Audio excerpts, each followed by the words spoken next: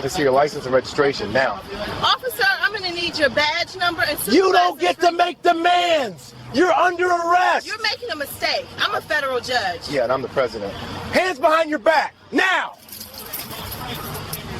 At exactly 7:47 p.m. on a humid Tuesday evening in Atlanta, Georgia, what should have been a routine traffic stop lasting 5 minutes turned into a constitutional nightmare. The dash cam and body cam footage would later go viral, racking up over 47 million views across social media platforms within 72 hours. But this wasn't your typical bad cop video. This was different. This was a decorated 12-year veteran police officer arresting a sitting federal judge on her way home from the courthouse, still wearing her judicial robes in the back seat. What happened next would shock the Atlanta Police Department, spark a Department of Justice investigation, and prove that a badge doesn't grant immunity from consequences when you violate someone's constitutional rights. Before we continue, can you do me a favor?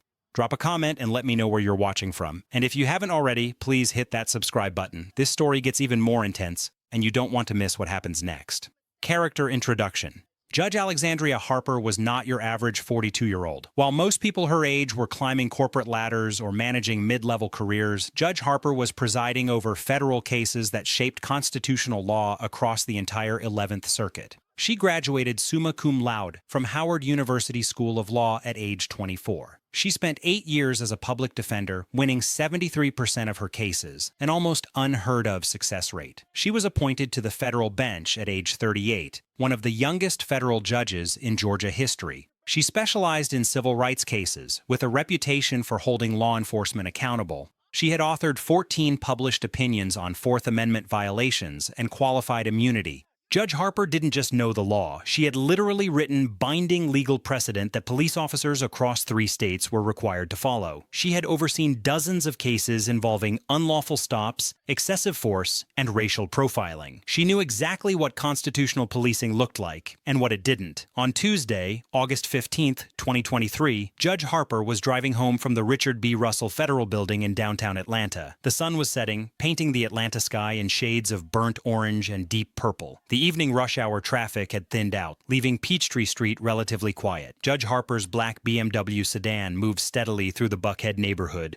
just 3 miles from her home. Everything was peaceful. Her mind was still processing the day's hearings. She'd just ruled on a Section 1983 case involving police misconduct. The irony of what was about to happen wouldn't be lost on her later. She wasn't speeding. Her dashcam would later show she was driving exactly 32 mph in a 35 mph zone. She wasn't weaving between lanes. She maintained her position in the right lane for the entire duration. She wasn't running red lights or stop signs. She wasn't on her phone. Her hands remained on the wheel at 10 and 2. She was simply driving home from work, following every traffic law exactly as written. Then she saw the flashing blue lights in her rearview mirror. Judge Harper's heart didn't race with panic. It raced with professional suspicion. She'd seen this scenario play out in her courtroom too many times. A black professional driving through an affluent neighborhood, no traffic violation, just presence. She pulled over immediately, put her car in park, turned off the ignition, placed both hands on the steering wheel where they could be clearly seen, and waited. She had done nothing wrong, but she knew that sometimes that didn't matter.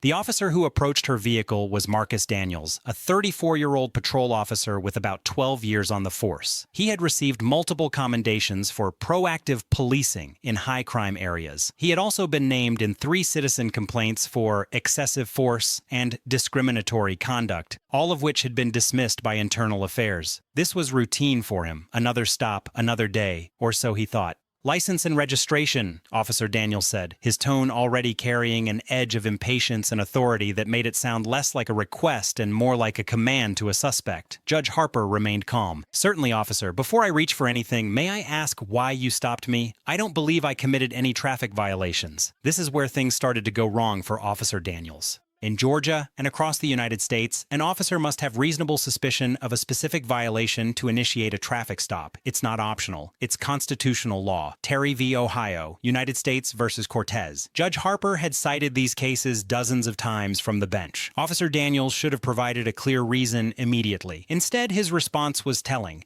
"I don't have to explain anything to you. License and registration. Now."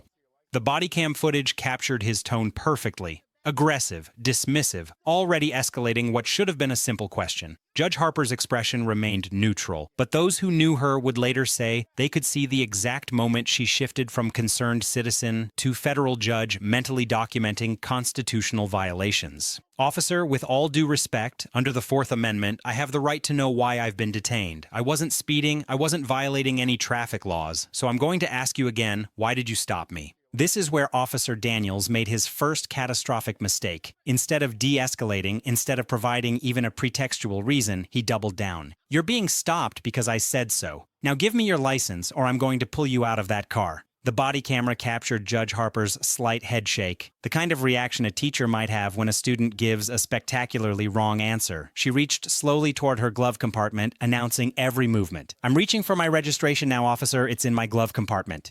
Keep your hands where I can see them, Daniels barked, his hand moving toward his weapon. Judge Harper froze. Officer, I need to get my registration from the glove compartment. Would you like me to do that or not? The tension in her voice was controlled, but present. She was scared now, not because she'd done anything wrong, but because she knew how quickly these situations could turn deadly. She'd presided over wrongful death cases. She knew the statistics. She knew that being right didn't make you bulletproof. Officer Daniels circled to the passenger side of the vehicle, his flashlight beam cutting through the evening darkness. What's in the back seat? Judge Harper glanced back at her judicial robes, draped across the rear seat, her briefcase beside them. Those are my work clothes, officer. Daniels' eyes narrowed. Work clothes? What kind of work clothes? I'm a federal judge, officer. Those are my judicial robes. I'm coming from the courthouse. Quick question for you watching. If you were a police officer and someone told you they were a federal judge, would you immediately check their credentials or would you assume they were lying? Drop a comment below. This is the moment everything changed. Officer Daniels laughed, not a polite chuckle, a full, mocking laugh. A federal judge. Right, and I'm the Attorney General. You know how many times people try to lie their way out of tickets?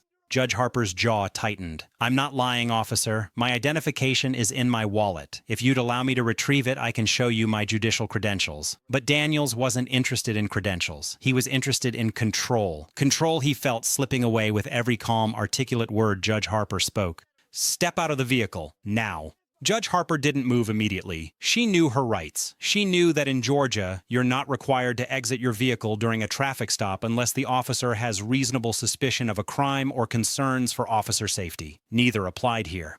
Officer, I respectfully decline to exit my vehicle unless you can articulate a specific reason consistent with Pennsylvania versus Mims. Am I free to go or am I being detained? Officer Daniels had never encountered someone who could cite case law from memory. Most people he dealt with were either compliant or confrontational. Judge Harper was neither. She was knowledgeable, and that made her dangerous to his authority. You're being detained, and if you don't get out of that car right now, you're going to be arrested for obstruction. The body cam shows Judge Harper taking a deep breath. She was calculating now. Comply and preserve her safety, or stand on her constitutional rights and risk escalation. She'd advised countless defendants on this exact dilemma. The irony was suffocating. Officer Daniels, she read his nameplate. I'm going to comply with your order under protest. I want you to know that I am a federal judge and I will be filing a formal complaint about this stop. I am recording this interaction on my phone, which is mounted on my dashboard. I don't care what you're recording! Daniels yanked open the door with more force than necessary. Hands behind your back! Judge Harper stepped out slowly, hands visible.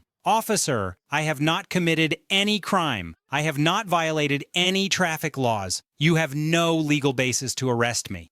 But Officer Daniels wasn't listening. He was already reaching for his handcuffs, his adrenaline pumping, his pride wounded by this woman who refused to be intimidated.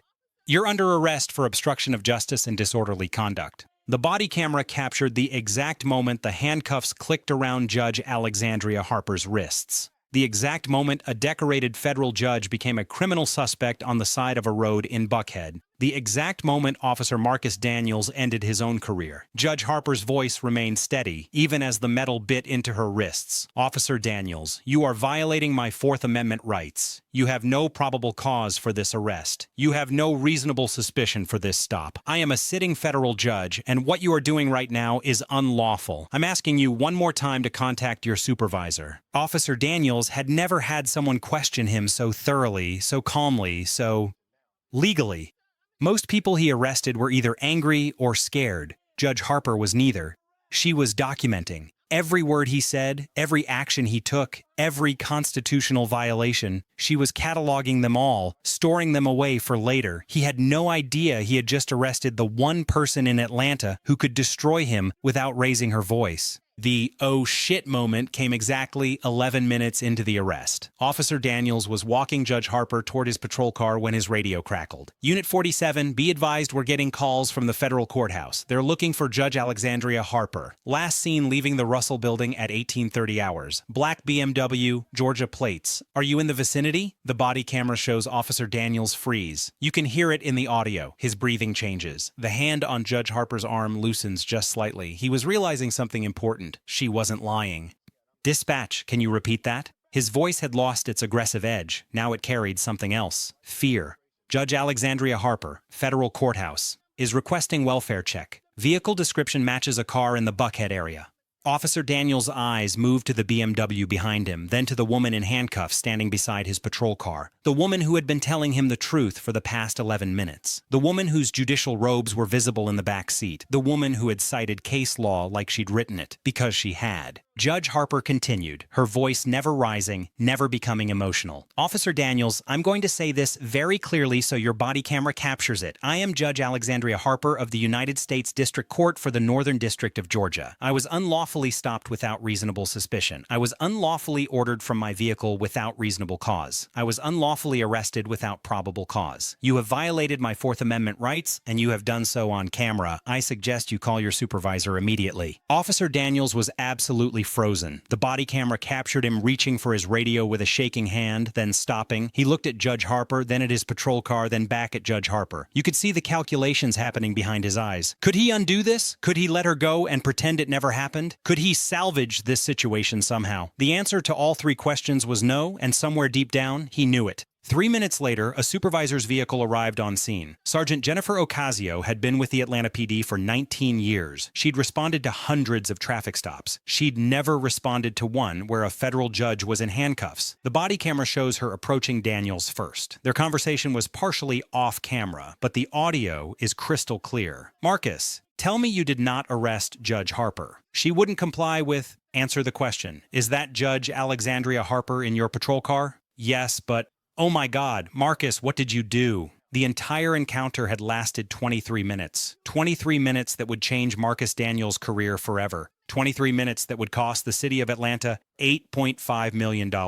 23 minutes that would become a training video in police academies across the country. A perfect example of how not to conduct a traffic stop. Now, most people who have this type of encounter might file a complaint that gets buried in bureaucracy, maybe call a local news station, maybe post on social media, but Judge Alexandria Harper wasn't most people. Within 48 hours of her arrest, she had filed a federal civil rights lawsuit under 42 U.S.C. paragraph 1983 against Officer Marcus Daniels, Sergeant Jennifer Ocasio for failing to intervene, and the city of Atlanta. The complaint wasn't just thorough, it was a masterpiece of legal writing. It was the kind of document that law school professors would assign to their students. It was comprehensive, devastating, and completely unanswerable. The complaint detailed 17 separate constitutional violations, cited 43 cases, and included a minute-by-minute breakdown of every illegal action taken during the stop. It referenced Supreme Court precedent, circuit court decisions, and 3 of Judge Harper's own published opinions on unlawful detention. The complaint included transcripts from the body cam footage, enhanced audio analysis, and dashcam video from her vehicle showing she had committed no traffic violations. It was thorough, professional, and completely devastating.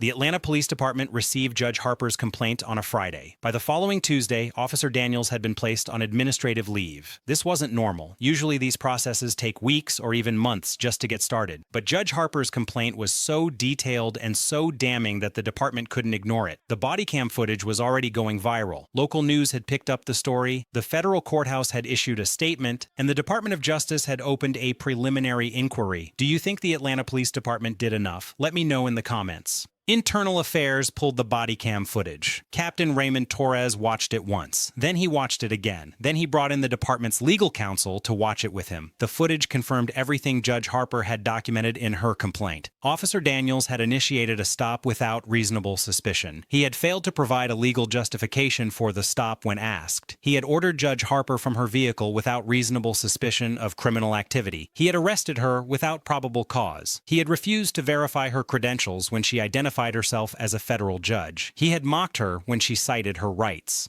But there was something else in the footage that made this case even more serious. In the 90 seconds before Officer Daniels activated his lights, his dash cam captured him on the radio. Unit 47, I've got a BMW, looks out of place in this neighborhood. Gonna make a stop. Dispatch, what's your probable cause for the stop? I'll think of something. That audio clip would be played in the courtroom 47 times during the trial. That audio clip would be the reason the jury took only 4 hours to deliberate. That audio clip was proof of racial profiling, documented, undeniable, and captured on the department's own equipment. The investigation also uncovered Officer Daniels' complaint history. 3 previous complaints for excessive force, all dismissed. 5 complaints for discourteous behavior, all dismissed. 2 complaints for unlawful detention, both dismissed. A pattern that Internal Affairs had ignored, documented in Judge Harper's lawsuit, now impossible to overlook. The footage also revealed that this was not an isolated incident. After Judge Harper's lawsuit became public, 7 other individuals came forward with similar complaints about Officer Daniels. All were black, all were professional, all were stopped in Buckhead, all were driving nice cars, all had been stopped without reasonable suspicion. The investigation took 6 months in total. That's incredibly fast for this type of investigation. Most take over a year, but the evidence was so clear and Judge Harper's complaint was so thorough that there wasn't much to investigate. Everything was documented. Everything was on camera. Everything was undeniable. The City of Atlanta's legal team reviewed the case and delivered their assessment to the mayor in a closed-door meeting. This case is unwinnable. We recommend settlement. The Internal Affairs findings were released in a detailed 89-page report. The department determined that Officer Daniels had violated department policy on traffic stops, use of force, and professional conduct. He had violated constitutional standards for reasonable suspicion and probable cause. He had failed to de-escalate when given multiple opportunities. He had demonstrated bias in his enforcement decisions. He had brought discredit to the Atlanta Police Department. The department recommended immediate termination. Officer Marcus Daniels resigned before he could be fired, forfeiting his pension and benefits after 12 years of service. His law enforcement certification was revoked by the Georgia Peace Officer Standards and Training Council, meaning he could never work as a police officer again. Not in Georgia, not anywhere. His 12-year career ended because of a 23-minute encounter. A 23-minute encounter where he decided that his ego was more important than the Constitution he swore to uphold. The civil lawsuit went to trial 14 months after the arrest. Judge Harper, who had recused herself from presiding and was now the plaintiff, testified for 6 hours over 2 days. She walked the jury through every moment of the stop, every constitutional violation, every opportunity Officer Daniels had to de-escalate. She explained the law not as a victim, but as an expert. The jury didn't just believe her, they learned from her. After 4 hours of deliberation, the jury returned a verdict. $8.5 million in damages, $2.1 million in compensatory damages for emotional distress, violation of civil rights, and damage to reputation, $6.4 million in punitive damages against Officer Daniels and the City of Atlanta. The jury foreman later told reporters, "We wanted to send a message. It doesn't matter if you're a judge or a janitor. Your constitutional rights matter, and when police violate those rights, there are consequences." The Atlanta Police Department initially tried to keep the full body cam footage from being released to the public. They cited ongoing investigation and privacy concerns. Judge Harper's legal team fought the suppression, arguing public interest. After a 3-week legal battle, a federal magistrate ordered the footage released. When the footage hit the internet, it exploded. CNN ran a special segment. MSNBC featured it during prime time. Fox News debated it for days. Social media shared it millions of times. 47 million views in the first week alone. Civil rights attorneys broke it down frame by frame on YouTube and TikTok. Law schools at Harvard, Yale, and Stanford used it in their constitutional law classes as an example of textbook Fourth Amendment violations. Police academies across the country began using it in training, not as an example of good policing, but as a cautionary tale of what happens when officers let bias and ego override the Constitution. Some people praised Judge Harper for standing up for her rights and holding law enforcement accountable.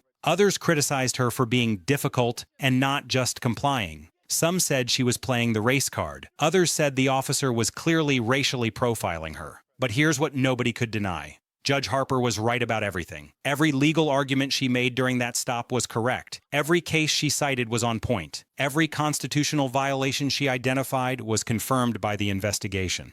The Atlanta Police Department made some significant changes after this incident. They implemented mandatory training on constitutional policing and implicit bias, 8 hours every 6 months. They revised their traffic stop policy to require officers to articulate reasonable suspicion before initiating a stop. They installed new accountability measures requiring supervisors to review all body cam footage of arrests within 48 hours. They created a new position, Constitutional Compliance Officer, whose sole job was to review stops and arrests for potential rights violations. They established a civilian review board with subpoena power to investigate complaints against officers. Essentially, they made their officers take the kind of constitutional law training that Judge Harper could have taught. The irony wasn't lost on anyone. After the footage went viral and the lawsuit became public, several other people came forward with similar complaints about Officer Daniels. 7 individuals, all black professionals, all stopped in affluent neighborhoods, all driving luxury vehicles, all stopped without reasonable suspicion. Turns out this wasn't an isolated incident. This was a pattern that Internal Affairs had documented but never addressed. A pattern that continued until Officer Daniels arrested someone who knew the law better than he did. This raises another question. How many other officers are engaging in similar behavior right now? How many other departments are ignoring patterns of misconduct? How many other people have been unlawfully stopped, detained, or arrested, but didn't have the legal expertise or resources to fight back? Judge Alexandria Harper continued to serve on the federal bench with distinction. She went on to author 22 additional published opinions on civil rights and constitutional law. She became a frequent speaker at legal conferences on the topic of police accountability and qualified immunity reform. She used her experience to inform her rulings, bringing a personal understanding to the cases that came before her. She donated a significant portion of her settlement to organizations fighting police misconduct and providing legal aid to individuals who couldn't afford representation. As of now, Marcus Daniels is no longer in law enforcement. According to public records, he works in private security at a warehouse facility outside Atlanta. He cannot carry a firearm. He cannot wear a badge. He cannot pull anyone over. His law enforcement career is over permanently. He declined all interview requests and has never publicly commented on the incident. Here's a question for you. If you were in Judge Harper's situation, would you have handled it the same way? Would you have stood your ground, or would you have just complied to avoid escalation? Comment below. Let's talk about the bigger picture here. This story isn't just about Judge Alexandria Harper and Officer Marcus Daniels. It's about the Fourth Amendment and why it exists. It's about racial profiling and how it persists even in 2023. It's about accountability and what happens when there isn't any. The Fourth Amendment exists to protect all of us from unreasonable searches and seizures. It requires that police have reasonable suspicion before they can detain you and probable cause before they can arrest you. These aren't suggestions. These are constitutional requirements. But too often, those requirements are treated as technicalities to be worked around rather than rights to be respected. Officer Daniels stopped Judge Harper because she was a black woman driving a nice car in an affluent neighborhood. He said so on his own dash cam. That's racial profiling. That's unconstitutional, and that's exactly what the Fourth Amendment is designed to prevent. Accountability matters because without it, there's no incentive for change. Officer Daniels had been complained about before, multiple times, but every complaint was dismissed. Every allegation was ignored, so the behavior continued. It continued until he arrested someone who couldn't be ignored, someone with the knowledge, resources, and platform to fight back. But what about all the people who don't have those advantages? What about the people who know their rights are being violated but don't know how to articulate it? What about the people who can't afford lawyers or don't have access to the media? They're still getting stopped. They're still getting arrested. They're still having their rights violated. The only difference is that their stories don't go viral. Most people don't know Fourth Amendment law in detail. They don't know the difference between reasonable suspicion and probable cause. They don't know about Terry stops or Pennsylvania v's Mims. And some officers count on that ignorance. They count on people being too scared or uninformed or intimidated to question them. But when you encounter someone like Judge Harper, someone who has expertise, who knows exactly what officers can and cannot do, who can cite Supreme Court precedent from memory, the power dynamic shifts.